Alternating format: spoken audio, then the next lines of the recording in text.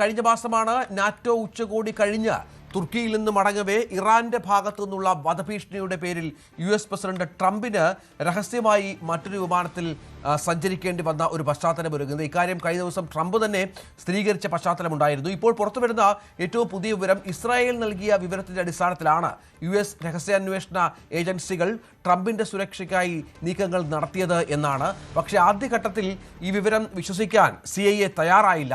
പിന്നീട് നേരത്തെ ട്രംപിന് ഉണ്ടായ വധഭീഷണികളുടെ പശ്ചാത്തലത്തിലാണ് പെട്ടെന്നുള്ള നീക്കത്തിലേക്ക് അമേരിക്കൻ രഹസ്യാന്വേഷണ ഏജൻസി മാറുന്നത് എന്നാണ് മനസ്സിലാകുന്നത്. മനു ഭാരത് വിവരങ്ങളുമായി ചേരും. മനു, ഏതായാലും ട്രംപിന് അമേരിക്കയ്ക്ക് വലിയ നാണക്കേട് ഉണ്ടാക്കിയ ഒരു സംഭവമാണ്.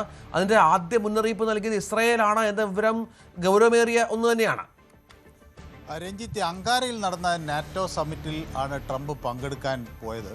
അങ്ങനെയാണ് അവിടെ നിന്ന് തിരിച്ച് മടങ്ങുന്ന ഘട്ടത്തിൽ ട്രംപിന് ഈ വിമാനത്തിലൊരു നാടകം കളിക്കേണ്ടി വന്നത്.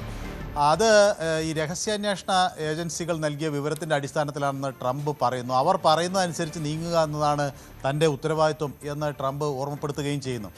അപ്പോൾ ഇതിൽ സംഭവിച്ചത് ഇതാണ്. ഈ അങ്കാരയിൽ നിന്ന് ട്രംപ് വാഷിങ്ടണിലേക്ക് മടങ്ങുന്നത് വഴി ട്രംപ് എയർഫോഴ്സ് 1-ൽ കയറുന്നതായതിൻ്റെ ദൃശ്യങ്ങൾ നമുക്ക് കാണാൻ കഴിഞ്ഞു.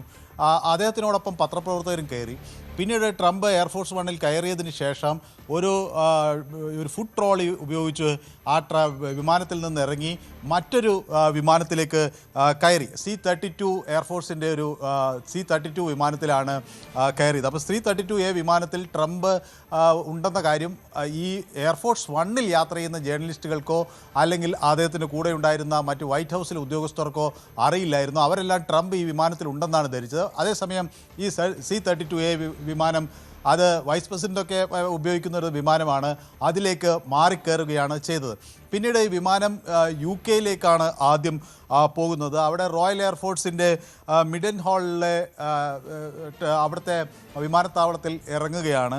നമുക്കറിയാം, ഈ റോയൽ എയർഫോഴ്സിൻ്റെ സുഫോയിൽ ഉള്ള ഈ കേന്ദ്രത്തിൽ ഇറങ്ങിയ ശേഷം അവിടെയും സമാനമായ രീതിയിൽ ട്രംപ് ഈ ട്രോളി ഉപയോഗിച്ച് അല്ലെങ്കിൽ ഈ ട്രക്ക് ഉപയോഗിച്ച് വീണ്ടും അദ്ദേഹത്തിൻ്റെ തന്നെ ഉയരമുള്ള ഈ ട്രക്ക് ഉപയോഗിച്ച് വീണ്ടും ഈ എയർഫോഴ്സ് 1-നകത്തേക്ക് ആരും അറിയാതെ തിരിച്ചു കയറുകയും പിന്നീട് അവിടെ ഒരു വാർത്താ സമ്മേളനമൊക്കെ നടത്തിയതിന് ശേഷമാണ് വാഷിങ്ടണിൽ പോയി ഇറങ്ങിയത്. അപ്പോൾ ഈ വിഷയം അന്ന് വാഷിങ്ടൺ പോസ്റ്റൊക്കെ റിപ്പോർട്ട് ചെയ്യുന്നൊരു സാഹചര്യം ഉണ്ടായിരുന്നു. അപ്പോൾ മിസൈലുകളുടെ ആക്രമണത്തെ ഭയന്നാണ് അതിന് നൽകിയ ഇൻ്റലിജൻസ് വിവരങ്ങളുടെ അടിസ്ഥാനത്തിലാണ് ട്രംപ് ഈ നീക്കം നടത്തിയത് എന്നാണ് ഇപ്പോൾ അന്ന് വിശദീകരിക്കുന്നത്. അപ്പോൾ സ്വാഭാവികമായും ട്രംപ് പറയുന്നത് തനിക്കത് മറ്റു മാർഗ്ഗങ്ങളില്ല, തൻ്റെ അന്വേഷണ ഉദ്യോഗസ്ഥർ പറയുന്നതനുസരിച്ച്, രഹസ്യാന്വേഷണ ഏജൻസി പറയുന്നതനുസരിച്ച് പ്രവർത്തിക്കുക, സുരക്ഷാ സംവിധാനം പറയുന്നതനുസരിച്ച് പ്രവർത്തിക്കുക എന്നാണ്. പക്ഷേ അവിടെ ഉയരുന്നൊരു ചോദ്യം, ഈ എയർഫോഴ്സ് 1 അതായത് പ്രസിഡന്റ് സഞ്ചരിക്കുന്ന ഏത് വിമാനത്തെ എയർഫോഴ്സ് 1 എന്നാണ് വിളിക്കുന്നത്. നമുക്കറിയാം, ഈ വിമാനം ഖത്തർ സമ്മാനിച്ച ഒരു വിമാനമാണ്. 400 മില്യൺ ഡോളറൊക്കെ വില വരുന്ന വലിയൊരു ആഡംബര വിമാനമാണ് ഖത്തർ ട്രംപിന് സമ്മാനിച്ചത്.